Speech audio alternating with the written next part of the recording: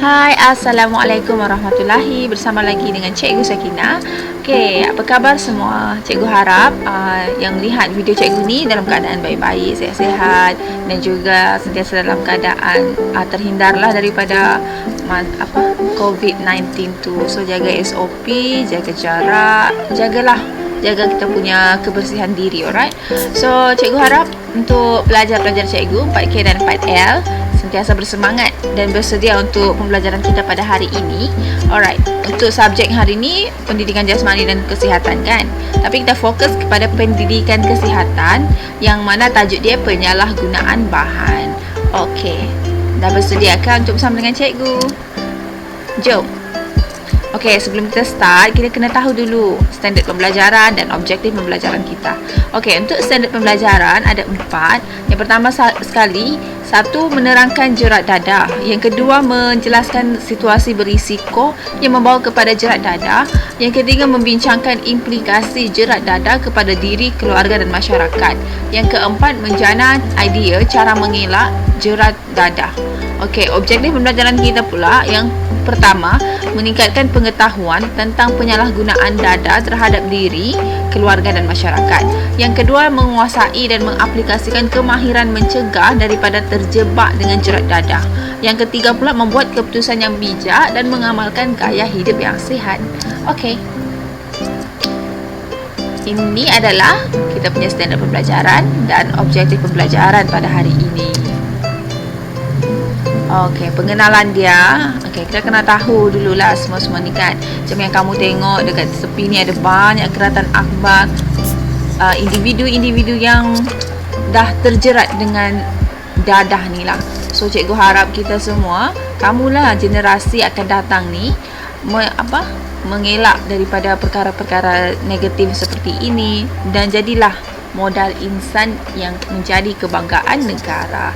So macam biasa, penyalahgunaan bahan ni dikaitkan dengan pengambilan dadah lah. Okey, tujuan asal bahan ini adalah untuk perubatan sebenarnya. Namun ia telah disalahgunakan oleh pihak tertentu dengan tujuan berkhayal bagi mendapatkan keseronokan sementara. Okay. Penagihan dadah bukan sahaja memusnahkan kehidupan individu yang mengambilnya, malah melibatkan masalah kepada keluarga, masyarakat dan negara. So jerat dadah ni atau menjadi keldai bagi tujuan pengedaran bahan terlarang akan kita kupas dalam kita punya topik hari ini, unit ini, okay? So kemahiran kecekapan psikososial dapat mengelakkan individu daripada terjerat dengan dadah. So jerat dadah ni dan situasi berisiko yang membawa kepada jerat dadah. So tapi sebelum tu kita kena tahu dulu apa tu jerat dadah kan. So jerat dadah ni adalah keadaan individu yang dipengaruhi atau diperdaya oleh individu lain bagi menagih dadah ataupun dijadikan sebagai keldai dadah. Keldai dadah ni pula bermaksud mereka yang ditipu, dipaksa atau diperdaya bagi tujuan menjual dadah di dalam atau di luar negara tanpa pengetahuan mereka bahawa mereka membawa dadah atau menjadi ejen pengedaran dadah. Okey, biasanya ni terjadi dekat lapangan terbang, dekat macam kargo juga ya, macam perairan macam tu. Okey. So kita tengok contoh situasi yang mencurigakan lah. Situasi 1, individu yang mencurigakan meminta bantuan untuk menjaga beg atau memegang barangan milik dia. Okey. So kita nampak sini individu yang mencurigakan tu. Maaf cik, saya mahu ke tandas sebentar. Boleh cik tolong pegangkan beg saya? Sekejap saja, selepas selesai saya akan ambil semula. Okey, sasaran yang menjadi mangsa ataupun sebagai mangsa. Maaf, minta maaf encik, tak boleh. Saya ada hal yang perlu disegerakan. Individu yang mencurigakan, saya akan bagi bayaran kepada encik. Tanda terima kasih saya kerana sudi untuk bantu saya. Okey, sasaran sebagai mangsa pulaknya kata, terima kasih atas niat baik encik. Saya cadangkan encik letak saja di tempat penyimpanan beg. Lebih selamat lagi dekat situ. Okey. So kalau kita nampak daripada perbualan tu, kita sudah nampak ya ada macam kecurigaan lah dekat situ kan. Kayak perasan tak? Dia ni macam nak juga orang tu pegang beg dia, padahal dia boleh hantar ke loker. Tapi kenapa dia nak juga orang lain, sebab mesti ada sesuatu yang dalam beg dia tu, yang sesuatu yang berbahaya, yang kalau guna loker mungkin akan diketahui lah. So kita tengok ya. Nota penting dia, sekiranya terdapat unsur paksaan, maklumkan kepada keselamatan. Contohlah perbualan tersebut still going, maksudnya orang yang minta tolong tu macam memaksa pula kan, laporkanlah kepada polis ataupun pengawal keselamatan yang ada dekat area tersebut. Yang kedua pula, tidak meninggalkan barangan peribadi di tempat awam untuk mengelakkan risiko jerat dadah. Yang ketiga, ni apa kes macam mana pula kan? Andai katalah kita ni mau masuk kedai, tiba-tiba kita letak pula macam beg-beg barangannya. Kita tu dekat tepi kedai sebelum kita masuk. Kita takut nanti orang tu memasukkan barang kita tu di barangan terlarang tu di dalam beg kita. Jadi secara tidak langsung kita ni dapat ambil benda macam mana? Secara tidak langsung kita dapat orang yang jadi mangsa tu jadi keldai dadah lah secara tanpa pengetahuan dia. Okey? Yang ketiga, berwaspada dengan makanan dan minuman yang diberikan oleh individu lain kerana dikhawatiri mengandungi bahan-bahan terlarang lah. Okey. 4, tidak mudah mempercayai janji atau tawaran yang disertakan dengan pulangan lumayan sebagai ganjaran. Ni sangat mencurigakannya. Mustahil, okey? Mustahil. Bukan mustahil lah, tapi jarang berlaku. Biasanya ada udang di sebalik batu. Okey, tahukah anda? Pihak polis dan kastam merupakan dua badan yang sentiasa menjalankan aktiviti pencegahan dadah. So polis dan kastam ni sentiasa bekerjasama untuk mengawasi perairan negara supaya tidak dicerobohi oleh penyelundup dadah, selain mengawal pintu masuk ke Malaysia daripada aktiviti penyelundupan dadah. Okey, kita tengok lagi situasi yang kedua ya. Ni proses temuduga menerusi panggilan telefon. Okey, penemuduga, selamat pagi. Boleh saya bercakap dengan Encik Daniel? Selamat pagi, saya yang bercakap. Lepas tu, Encik ada mohon pekerjaan kan dengan syarikat ABC Sdn Bhd, bukan? Ya, betul. Saya telah menghantar resume melalui email. Okey, penemuduga, saya berminat untuk menawarkan pekerjaan kepada Encik. Tugasnya mudah sahaja. Encik cuma perlu membawa bungkusan ke luar negara. Destinasinya kami akan tetapkan. Di sana ada wakil yang akan menunggu Encik untuk mengambil bungkusan tersebut. Okey, bakal mangsa ya. Terima kasih atas tawaran tersebut, tetapi saya tidak berminat. Tapi Encik, kami akan menawarkan gaji yang lumayan. Okey, ni nampak macam dia insist kan, macam dia nak juga. Okey. Biasa sasaran. Terima kasih kerana menghubungi saya. Maaf, saya tidak berminat kerana banyak kemusykilan tentang tawaran ini. Panggilan segera diputuskan. Yes, ni ada tindakan yang baik ya. Putuskan saja panggilan tu kalau orang tu nampak macam memaksa ataupun cuba juga untuk memujuk. Okey. So nota penting dia, sekiranya temuduga dijalankan secara bersemuka, segera tinggalkan tempat tersebut kerana dikhawatiri berlaku paksaan ataupun kekerasan. Yang kedua, elakkan daripada mendedahkan maklumat peribadi seperti nombor kad pengenalan, alamat tempat tinggal. Okey, sekiranya terdapat kemusykilan tentang individu yang membuat panggilan lah. Okey, yang ketiga, berwaspada dengan tawaran gaji yang lumayan, lebih-lebih lagi jika tidak setimpal dengan pekerjaan atau tugasan yang perlu dilaksanakan. Okey. So, apa implikasinya kepada diri, keluarga dan masyarakat? Okey, kita tengok ni kamu boleh juga baca sendiri dekat buku teks muka surat 170. Okey, cikgu akan bacakan. Karim, seorang pemuda berasal dari kampung dan menjalani kehidupan seharian yang agak sukar kerana tiada pekerjaan. Suatu hari dia didatangi seseorang yang menawarkan pekerjaan mudah. Upah yang ditawarkan amat lumayan dan dengan hanya membawa satu bungkusan ke Jakarta dan berlepas balik sebaik saja tiba di lapangan terbang di sana. Maksudnya bawa bungkusan ke Jakarta dan balik-balik pergi Malaysia sebaik saja sampai di lapangan terbang tu. Apabila di lapangan terbang, pemuda itu ditahan untuk pemeriksaan barangan yang dibawa. Pihak imigresen berasa curiga kerana tiket pemuda tersebut itu untuk berlepas pulang ke Malaysia hanya berbeza setengah jam sahaja dengan waktu ketibaannya. Setelah diperiksa, rupa-rupanya bungkusan yang dibawa mengandungi syabu. Dada itu membawanya ke tirai besi dengan hukuman penjara selama 12 tahun. Okey, kisah sedihnya sampai ke pengetahuan ibu dan ayahnya yang tidak dapat tidur malam sehingga dipanjangkan ke satu badan bukan kerajaan atau NGO tempatan lah untuk rundingan dengan pihak berkuasa di sana. Sekurang-kurangnya, biarlah dia dibenarkan untuk menjalani hukuman di penjara negara ini, tapi agak payah. So, kisah malang pemuda ini harus diambil iktibar oleh anak muda negara ini. Okey, kesian kan Karim? Tapi siapa suruh kan ambil kerja yang mudah macam tu. Dia pun tidak tahulah. So, apa kesan kepada diri dia? Kesihatan dia terjejas, mental, status kewangan, prestasi kerjaya dan pelajaran merosot.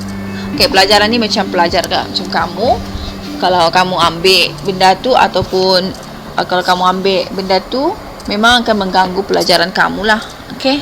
Lepas tu hidup dalam khayalan dan melakukan jenayah. Bila dah menghayal ni, kita pun tak tahu, kita tidak sedar apa perkara yang kita buat sebab kita itu di luar kesedaran kita lah.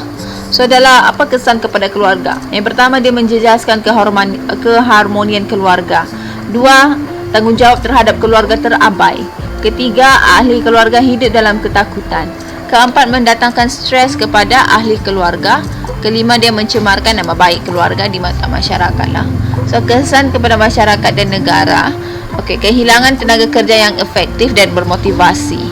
Okey, masyarakat akan bimbang berlakunya jenayah, bilangan pesakit mental bertambah, penularan penyakit HIV dan AIDS.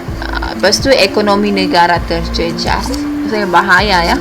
So, hati-hati bila dapat macam tawaran-tawaran pekerjaan yang sangat mudah tapi bayaran dia sangat mahal.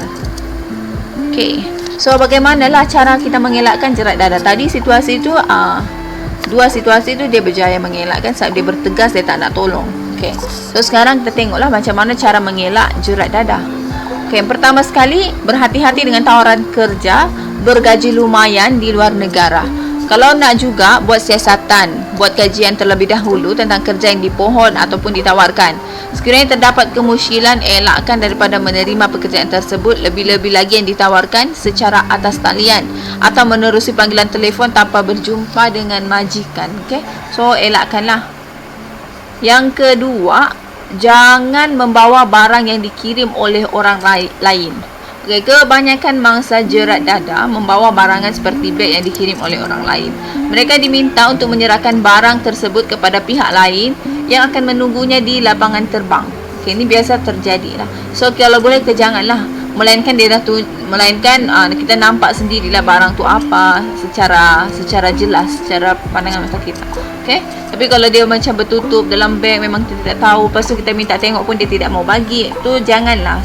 Macam mencurigakan kan, kita takutlah ada apa-apa. Yang ketiga, elakkan daripada makan atau minum dengan orang yang baru dikenali. Okay, berhati-hatilah dengan makanan dan minuman yang diberi oleh orang lain, sama ada dikenali ataupun sebaliknya. Ni untuk elakkan kita ni daripada perkara-perkara yang tak elok. Okay? Ataupun unsur-unsur khianat lah. Kadang-kadang dia bagi kita macam tidak sedar, lepas tu dia buat sesuatu dengan kita. So, elakkan lah. Kalau kita kenal orang tu, barulah. Okay, yang keempat, selidik latar belakang rakan yang baru dikenali. Pastikan kita mengenali latar belakang individu yang menjadi rakan kita. Elak daripada berkawan dengan individu yang mencurigakan. Okay? Yang kelima, percaya pada diri sendiri bahawa anda boleh berjaya. Individu yang percaya pada diri tidak akan mengambil jalan mudah untuk hidup senang lenang. Mereka akan berfikir panjang jika ditawarkan dengan sesuatu yang lumayan lah. So, yang keenam, tinggal bersama keluarga atau sentiasa menziarahi keluarga. Tinggal bersama ahli keluarga dapat mengawal pergerakan kita agar tidak terlalu bebas atau membuat keputusan yang terburu-buru lah.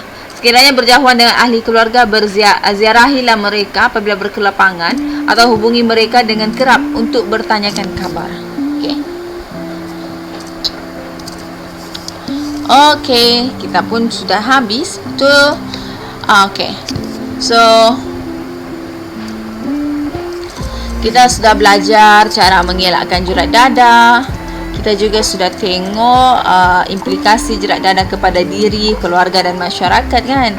So cikgu harap kamu ingatlah. Lepas tu kamu fikirlah untuk kehidupan kamu pula macam mana, sebab kita ni tidak tahu kan apa benda yang akan kita hadapi di masa depan. Jadi bijaklah dalam mengambil keputusan ataupun buat keputusan. Okay? Amalkan cara hidup yang sihat, jangan ambil jalan mudah. Okay. Kalau boleh eratkanlah hubungan kekeluargaan tu, sebab keluarga ni tiada keluarga yang nak kita buat benda yang jahat kan, yang tak baik. Kalaupun ada untuk beberapa certain case, jangan jadikan itu alasan untuk jadi orang yang tidak baik lah. Okay, pengukuhan untuk ni cikgu harap kamu boleh buat soalan. Kamu mesti buat soalan pengukuhan di buku teks muka surat 173. Buat soalan 1, 2 dan 3. Okay, so buatlah. Okay, teknik 1 ni. Teknik ini digunakan oleh kurier untuk mengurangkan risiko ditangkap, iaitu menyembunyikannya di dalam kenderaan atau bagasi pakaian, mengikat pada badan atau menelannya. Pertanyaan ini merujuk kepada kaedah yang digunakan oleh A. Keldai dadah, B. Penagih dadah tegar, C. Penyalahgunaan dadah, D. Haiwan yang digunakan untuk penyeludup dadah. So kalau kita tengok ni, apa jawapan dia? Kalau cikgu macam A lah jawapan dia kan, A. Keldai dadah. So ni. Yang kedua, mangsa yang terbabit dengan sindiket pengedaran dadah antarabangsa didapati mudah terpengaruh dengan tawaran yang menarik yang diberikan. Berikut merupakan situasi berisiko yang membawa kepada jerat dadah, kecuali A. Tawaran melancong ke luar negara, B. Tawaran melanjutkan pelajaran ke luar negara, C. Tawaran pulangan lumayan dengan tugas yang mudah, D. Tawaran wang dengan membawa barang milik orang lain. Jawapan dia saya B lah, kecuali kan, kecuali. So B, tawaran melanjutkan pelajaran di luar negara. Dia susah mau tipu ni, so biasanya ada dokumentasi untuk melanjutkan pelajaran, ada offer letter, ada ni. Lepas tu kita memang akan berhubung untuk macam pembayaran yuran. So sangat susah lah untuk tawaran melanjutkan pelajaran ni. So ini tidak akan menjadi situasi yang berbahaya lah ataupun mencurigakan. Okay, soalan yang ketiga ni cikgu mau kamu jawab dengan ni lah. Okay, dewasa ini penyelundupan dadah di Malaysia semakin mencemaskan dan angka menunjukkan peningkatan. Saban hari di Dadah Akbar memaparkan pelbagai modus operandi dan jenis-jenis dadah yang diselundup masuk ke negara kita. So bincangkan jalan penyelesaian terhadap masalah penyelundupan dadah ini. Okay, so ni soalan bincangkan. Jadi tidak kisahlah ini pandangan kamu, tapi pastikan pandangan kamu tu bernas, bukan macam main-main. Jawab bagus-bagus ya. Okeylah, kita sudah habis untuk topik penyalahgunaan bahan. Cikgu harap kamu faham dan kamu boleh aplikasikan, dan juga untuk di masa akan datang kamu jadi insan atau individu yang lebih bijak dalam mengambil keputusan dan membuat keputusan. Mengambil keputusan dan membuat sama kan. Tapi pilihlah cara hidup yang sehat, okey? Cara hidup yang sehat. Jangan terjebak dengan jerat dadah. Okay? Bukan saja merugikan diri, tapi juga keluarga, masyarakat dan negara. Okey. Itu saja daripada cikgu. Terima kasih.